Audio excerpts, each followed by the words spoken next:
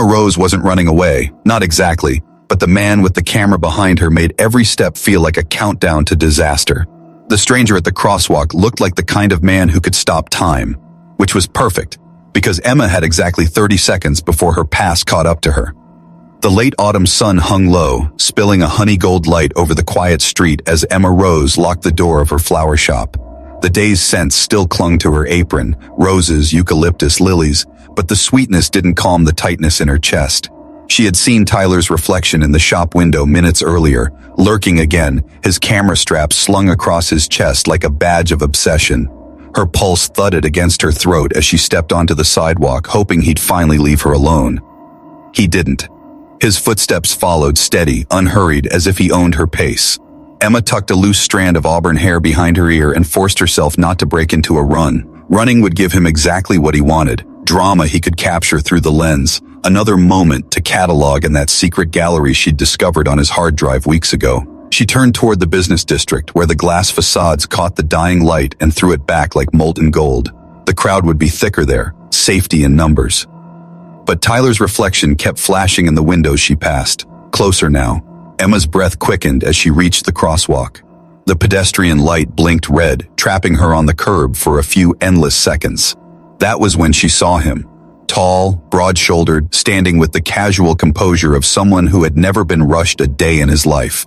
He was dressed in a charcoal suit so perfectly cut it looked sculpted to him, dark hair immaculately styled, a watch glinting on his wrist in the sunlight. He radiated the kind of it power that made people glance twice, then step politely out of his way. Emma's heart hammered so hard she thought she might faint. She had two choices: let Tyler catch up or throw herself into a gamble. She chose the gamble. She stepped toward the stranger before her fear could talk her out of it. "Excuse me," she said, breathless, forcing herself to meet his eyes. They were the clearest blue she had ever seen, cool, startling, and somehow steadying. "I know this is going to sound insane, but I need your help." One dark brow arched slightly, but he didn't step back. "What kind of help?" His voice was deep, smooth, a little dangerous, like someone who was used to being obeyed. Emma's glance darted over her shoulder. Tyler was closing in, camera in hand, his expression sharp with triumph. Panic surged through her. "My ex-boyfriend is following me. He's been showing up everywhere. I just need him to think I'm with someone else." Something flickered in the stranger's eyes, understanding, then decision. He didn't hesitate. Instead, he leaned in just slightly and asked, "What's my name?" Emma blinked. "What?" "If we're doing this," he said evenly, "I need to know what you're going to call me." The light turned green. Tyler's footsteps grew louder. The first name that came to mind tumbled out. "Nathan." His mouth curved into a faint smile. "Nathan it is." And then, before Emma could second-guess the insanity of what she was doing, she stood on tiptoe and kissed him. The world tilted. The noise of the street faded until all she could hear was her own pulse and the quiet exhale Nathan made against her lips. His initial stillness lasted barely a heartbeat. Then his hand slid to her waist, warm and steady through the thin fabric of her sundress, anchoring her. His other hand rose almost tenderly to cup her jaw, thumb brushing her cheek as though they'd done this 1,000 times. As before. It was supposed to be quick, convincing, a performance. But when he kissed her back, it wasn't for show. Something electric passed between them, a current that lit up every nerve in Emma's body. She forgot about Tyler, about the street, about breathing. The kiss deepened for a brief, dizzying second, and for that moment, Emma wasn't the girl being followed or the florist fighting to stay brave. She was simply a woman who had found herself in the arms of a stranger who kissed like he could rewrite the world. When they finally pulled apart, Emma was flushed and breathless, her heart thudding like a drum. Nathan's blue eyes had darkened, studying her with a new intensity, as if he was just as surprised as she was by what had happened. Behind her, Tyler had stopped dead on the sidewalk, his camera lowered. His face was a storm, jealousy, anger, disbelief flashing across it. Emma stepped back, suddenly aware of the heat still lingering between her and Nathan. "Thank you," she whispered, her voice trembling. Nathan's mouth quirked in a half-smile, but his arm stayed protectively near her. "Anytime." Tyler's jaw clenched as he took in the scene. For a moment, Emma thought he might make a scene anyway, but Nathan shifted slightly, not aggressive, just solid, a wall she hadn't known she needed. Tyler glared, then turned sharply on his heel and stalked away, camera bag bouncing against his hip. Emma exhaled shakily, realizing she'd been holding her breath. The crowd flowed past them as if nothing had happened, but her world felt irreversibly altered. Nathan glanced at her once more, his expression unreadable, then gave a polite nod before stepping back toward the crosswalk. "Wait," Emma said softly, not even sure why. He paused, those piercing eyes landing on her again, and in that charged silence, Emma had the strangest feeling that this was only the beginning, that whatever had just sparked between them was not going to end here on this street. And Nathan looked like a man who didn't let go of things easily. The evening air felt cooler after Tyler left, but Emma's pulse still raced, heat pooling in her cheeks. She should have felt relieved, and she did, but the kiss had left her dizzy for a different reason now. Her lips still tingled with the ghost of Nathan's, her body still humming from the electricity that had passed between them. She had kissed him to escape, but it hadn't felt like an escape. It had felt like falling into something that had been waiting for her all along. Nathan was still standing there, one hand in his pocket, the other hanging loosely at his side, as if it had reluctantly let her go. His expression was unreadable, calm but not detached. He was studying her the way a man might study a complicated puzzle, as though she were an unexpected variable that had just changed the outcome of his day. "You okay?" His voice was low and warm, carrying an unspoken weight that made Emma's stomach twist. Not in fear, but in awareness. "I think so," she said, though her voice sounded small, uncertain. "Thank you. I didn't know what else to do." Nathan's mouth curved slightly. "You made an unusual choice," he said. "Most people don't kiss strangers when they're in trouble." Emma laughed softly, a nervous, breathless sound. Most strangers don't go along with it so easily. That earned her a more genuine smile, the kind that softened the hard lines of his face. Fair enough. The crosswalk light changed again, and the crowd around them moved forward. Nathan glanced at the flow of pedestrians, then back at her. "Where are you headed?" Emma hesitated. Her apartment was just a few blocks away, but the thought of Tyler doubling back, or lurking in the shadows with his camera, made her skin prickle. "Home," she said finally. "It's not far." "Let me walk you," Nathan offered. It wasn't a question. It was said in the same tone he'd used when he asked for a name, quiet but carrying a weight that suggested he was used to being obeyed. Emma hesitated again. This man was still a stranger, but there was something about him that made her feel safer than she had in weeks. "All right," she said, surprising herself. They walked side by side in silence for a while, the sounds of the city filling the space between them, distant car horns, the chatter of people heading home from work, the hum of neon lights flickering to life as the sun dipped lower. Emma was acutely aware of Nathan's presence, the steady rhythm of his stride, the faint scent of his cologne that reminded her of cedarwood, and something darker, something expensive she couldn't name. When they reached the small cafe on the corner, Nathan slowed. "You look like you could use a few minutes to catch your breath," he said, nodding toward the door. "Coffee?" Emma hesitated again. She should say no. She should go home, lock the door, and try to process what had just happened. But the idea of sitting alone with her thoughts, and with Tyler possibly still prowling somewhere nearby, filled her with dread. And Nathan made her feel like she could breathe again. "All right," she said. "Coffee." Inside, the cafe was warm and softly lit, the smell of espresso hanging thick in the air. They found a small table near the window. Emma wrapped her hands around her mug when it arrived, grateful for the warmth. Nathan ordered black coffee, no sugar, no cream, and sipped it with the same unhurried composure he'd had outside, as though nothing about tonight had rattled him. Emma, on the other hand, couldn't stop glancing at him. He looked out of place here, too polished for the chipped ceramic cups and mismatched chairs. But somehow he didn't seem to mind. In fact, he seemed almost relaxed. "You own the flower shop?" he asked, breaking the silence. Emma nodded. "Petals Dreams. Just me and my part-time helper most days." "That's impressive." His tone was sincere, not patronizing. "Most people your age aren't building something of their own." Emma felt a tiny flicker of pride despite herself. "It's small," she admitted, "but I love it. There's something magical about turning color and fragrance into something that makes people smile." Nathan leaned back slightly, watching her with quiet intensity. "You talk about it like it's more than a business." "It is," she said softly. "It's mine. Every bouquet tells a story. Every arrangement carries someone's emotions, weddings, anniversaries, apologies." She trailed off, realizing she was rambling. "Sorry, I'm sure you don't want to hear about flowers all night." "Actually," Nathan said, his lips curving into that faint smile again, I do. Emma blinked at him, caught off guard.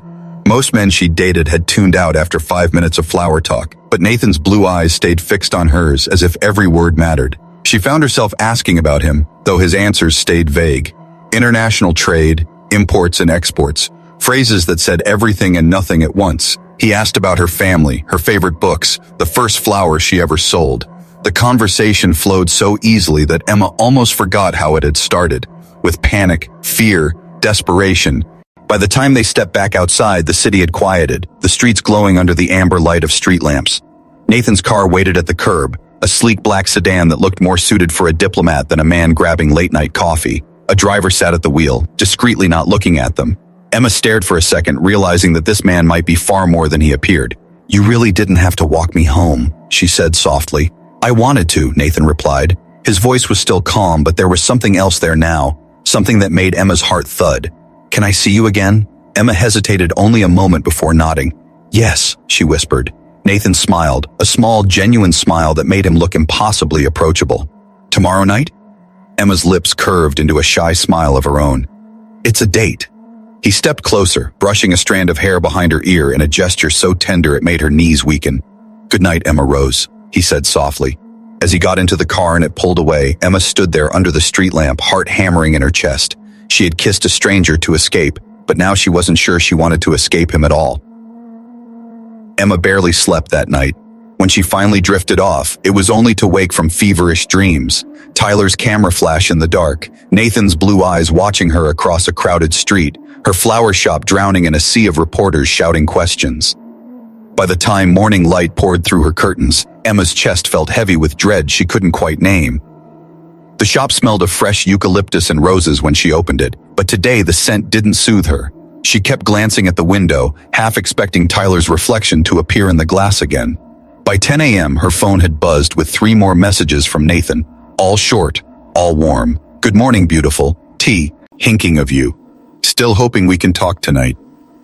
She stared at the last message for a long moment before slipping the phone back into her apron. She wasn't ready to answer.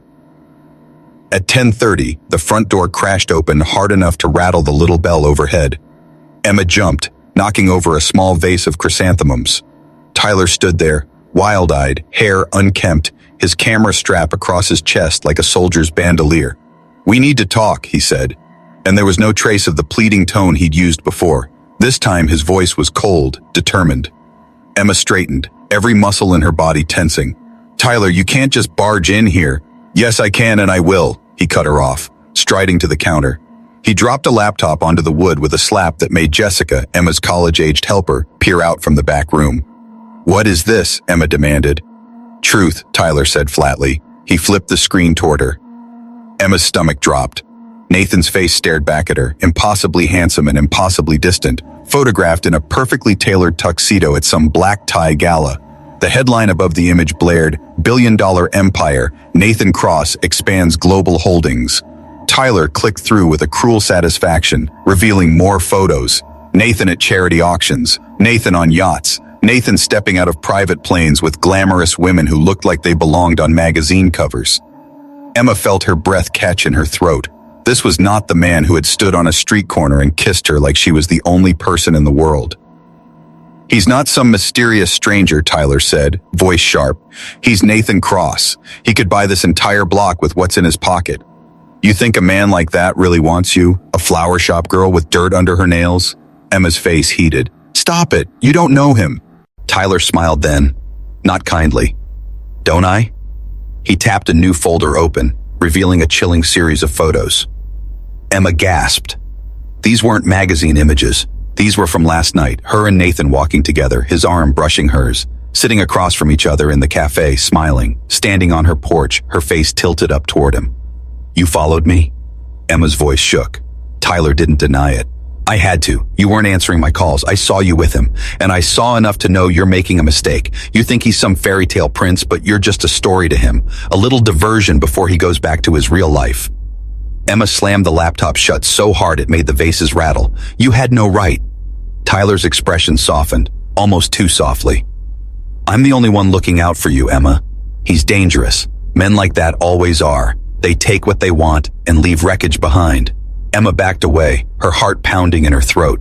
She wanted to argue, wanted to shout that Tyler had no idea what he was talking about. But the images were burned into her brain. Nathan in glossy photographs, laughing with socialites.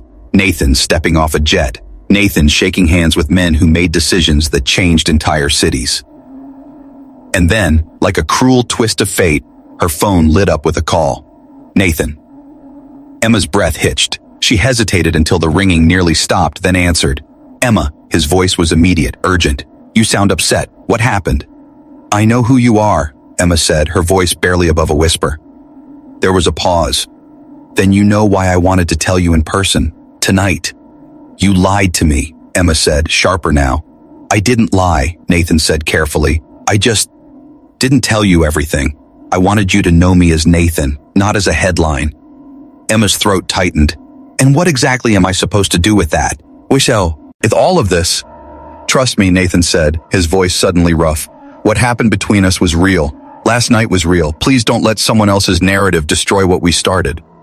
Emma's gaze fell on Tyler, who was watching her intently, almost hungrily. She felt trapped between two worlds. Tyler's world, familiar but suffocating, and Nathan's, dazzling but terrifying. I need time, she whispered, and hung up before Nathan could answer.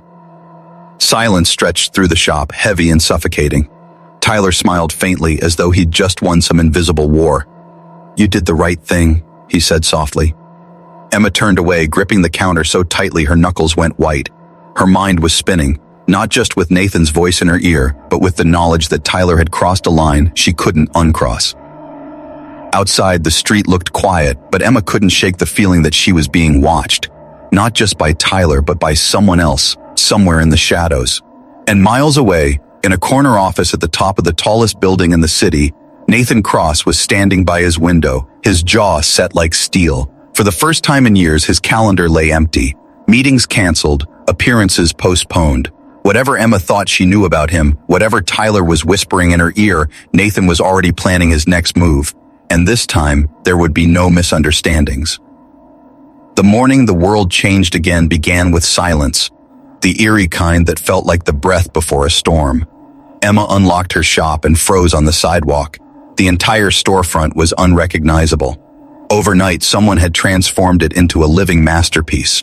Thousands of flowers covered the brick walls, spilling over the awning and framing the windows in cascading waves of white roses, soft lilacs, orchids, and glowing fairy lights that made the entire block look like something out of a dream. The early morning sun hit the blooms just right, turning them into prisms of color. This goes live in 30 minutes, Tyler said smugly, unless, of course, you come to your senses and drop this charade. You're blackmailing her, Nathan said, his voice suddenly like steel. Tyler laughed. I'm protecting her from you. You'll ruin her life. Paparazzi, reporters, social media trolls, she'll never have peace again. Get out, Nathan said, stepping forward, his presence filling the room like a storm cloud. Tyler didn't move. Or what? You'll buy my silence? No, Nathan said, his tone soft but lethal. I'll end it, legally, permanently. Stop, Emma's voice rang out, sharp enough to freeze both men. Her chest heaved as she looked between them. Tyler, what you're doing isn't love, she said, voice shaking but strong. It's control. You stalked me, you photographed me without my consent, and now you're threatening me. That's not protection, that's obsession. Tyler's face twisted, but Emma didn't stop. She turned to Nathan next. And you say you want to be part of my world, but your world is so big, so loud, it could swallow me whole. I need to know you see me as an equal, Nathan, not as a charity project or a distraction from your real life. Nathan stepped closer, his blue eyes blazing. Emma Rose, he said, each word deliberate. You are the strongest, most extraordinary woman I have ever met. I'm not here to save you or collect you or hide you. I'm here to choose you. Every day, even when it's hard, even when it costs me everything. The room was so silent, Emma could hear her own heart pounding. Outside, voices rose, reporters gathering, cameras clicking. Someone had leaked the story early. Jessica peeked out the window and gasped. Emma, there's a whole crowd out there. Emma turned, saw the flashing lights through the glass, and for the first time, she wasn't afraid. She walked to the door, opened it wide, and stepped outside into the chaos. Microphones were shoved toward her, questions flying. My name is Emma Rose, she said, her voice steady. I own this flower shop, and yes, I'm dating Nathan Cross. Gasps, flashes, Murmurs rippled through the crowd. Then Nathan stepped out behind her and slid his hand into hers. "And I'm the luckiest man alive," he said, loud enough for everyone to hear, "because she said yes to me." He cupped her face and kissed her, right there under the morning sun in front of the world. And this time it wasn't an act. It was a promise. Inside, Tyler's face crumpled. Whatever fight he had left drained away as two quiet men in dark suits, Nathan's security, appeared at the door, ready to escort him out. Emma and Nathan didn't notice. For one shining moment, the only world that existed was theirs. The hours after Emma's public declaration passed in a blur of flashing lights, shouted questions, and strangers pressing cameras against the glass of her flower shop. By the time Nathan's security team had cleared the block, Emma's cozy little business looked like a crime scene, petals scattered across the floor, overturned vases, the lingering echo of chaos in the air.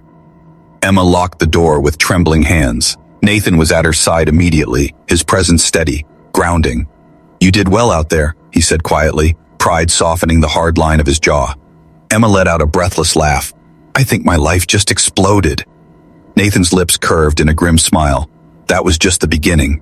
He insisted on taking her home. This time, Emma didn't protest. His car felt like a sanctuary from the storm, tinted windows shutting out the chaos, the soft hum of the engine soothing. But Emma's phone wouldn't stop vibrating in her lap. Messages from people she hadn't spoken to in years. Journalists offering money for interviews. An email from a tabloid requesting comment. By the time they reached her apartment, her world felt like it had been turned inside out. "Come stay with me tonight," Nathan said as they stood on her porch. Emma hesitated. "Nathan, It's safer," he said, his voice low, urgent, "and I'd sleep better knowing you weren't alone right now." The sincerity in his eyes made Emma's breath catch. After a moment, she nodded. Nathan's home turned out to be a sleek penthouse overlooking the city, floor-to-ceiling windows, minimalist furniture, everything in shades of charcoal and cream. It should have intimidated her, but it didn't. Instead, it felt strangely quiet, like a place someone lonely would live. Nathan poured them both glasses of wine, and they sat by the massive windows, the city lights glittering beneath them like fallen stars. "This is my world," Nathan said after a long silence. "It's loud, and it's relentless, and now it's yours too, at least as long as you want it to be." Emma sipped her wine, her heart tight. "I don't know if I can handle it." "I'll help you," Nathan said simply. "Whatever it takes." They didn't kiss right away. Instead, they just sat there, staring out at the city until Emma's shoulders finally began to relax. But the storm outside was only growing. The next morning, Emma woke to the sound of Nathan on a call in another room. His voice was sharper than she'd ever heard it. "No, we're not issuing a statement," he said. "No, I don't care what the board thinks. This is my personal life, and it stays that way." Emma sat up, tension curling in her stomach. When Nathan returned, his expression softened at the sight of her. "Crisis management," he said, sitting on the edge of the bed. "Half my PR team thinks I should deny everything. The other half wants me to spin it as a fairy tale romance for the shareholders." Emma grimaced. "So, I'm a press strategy now." Nathan cupped her face gently.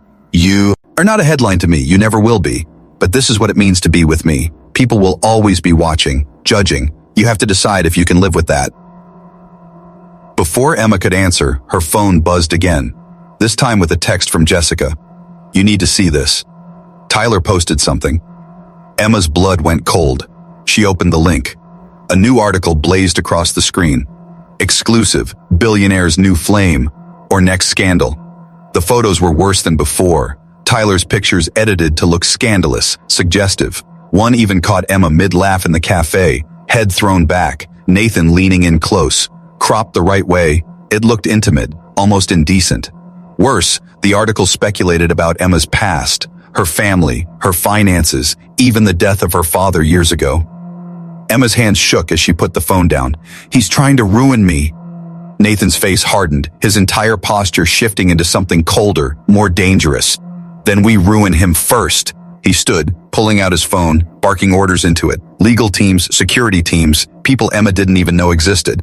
Emma grabbed his arm. "Nathan, stop. This isn't just a business problem you can crush. This is my life, my reputation."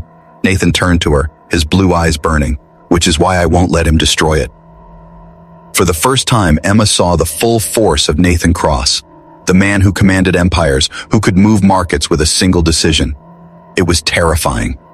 I don't want a war, Emma whispered. Nathan's expression softened, but his voice stayed firm. Emma, this man is stalking you. He's publishing lies about you. If we let him keep going, he'll bleed you dry. Emotionally, professionally, everything. I can stop him. Emma stepped back, tears stinging her eyes. And what will be left of me when you're done? I don't want to be the woman you have to rescue from everything. I want to fight my own battles. Nathan hesitated, then nodded slowly. Then we do it together. Your way. But Emma wasn't sure what her way was anymore. That night, as she stood on Nathan's balcony, staring out at the city, her phone buzzed with a new message. No name, just a number she didn't recognize. Meet me tomorrow night, alone. I have information about Nathan you need to see. Emma's heart stopped. Tyler wasn't done. The night air bit cold against Emma's skin as she stood in the shadow of the deserted parking lot where Tyler had told her to meet him. The city buzzed in the distance, but here everything felt too quiet, too still. Her heart pounded so hard she swore Tyler would hear it before he saw her. Her phone buzzed. A message. Come to the far end. Don't bring him. Emma gripped her bag tighter and walked toward the dim corner of the lot. Tyler was waiting by his car, camera hanging from his neck, eyes glinting in the half-light like an animal. You actually came, he said, smirking. Say what you have to say, Emma replied, her voice steady despite the tremor in her hands. Tyler opened the passenger door of his car and pulled out a folder, thick, full of papers and photographs. He held it up like a prize. This, he said, is everything you need to know about your perfect billionaire. His real business dealings, the board fights, the lawsuits. Did you know Cross Industries nearly got indicted 2 years ago? Or that Nathan buried an entire acquisition scandal to protect his father's name? Emma's breath caught. You don't know what you're talking about. Oh, I do, Tyler said softly, almost tenderly. And deep down, you know I'm right. You think this man is some knight in shining armor? He's ruthless, he's dangerous, and one day, he'll decide you're not worth the trouble. Emma stared at him, anger and fear warring in her chest. And what? You think you're the better option? You stalked me, Tyler. You violated me. Whatever Nathan has done, he's never treated me like property. Tyler's face twisted. I loved you, Emma. I loved you before he even knew your name. And you threw that away for some fantasy with a man who will never really belong to you. Emma stepped forward, her voice sharp. You don't get to define what I deserve or who I love. Tyler's mask cracked then, bitterness spilling out. Fine, then I'll burn it all down. Him, you, your little flower shop, the whole perfect picture you think you've built. He lifted his camera. Emma saw his finger on the button, ready to capture her fear, her tears, ready to weaponize them. And that's when Nathan stepped out of the shadows. He moved with a calm, lethal grace Emma had only glimpsed before. A man completely in control of himself and of everyone around him.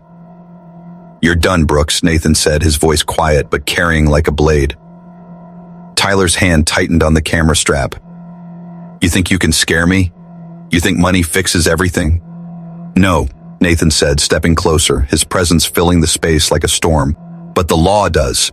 And I have 3 lawyers and 2 detectives waiting to take your entire collection of illegal surveillance photos off your hands. Tyler's smirk faltered for the first time. You wouldn't? Already did, Nathan said. He held up his phone. Your cloud account is wiped, your files are gone, and tomorrow morning, a restraining order will make sure you never come within 100 yards of Emma again. Tyler's face contorted with rage, but Nathan's voice only grew softer, deadlier. This is over.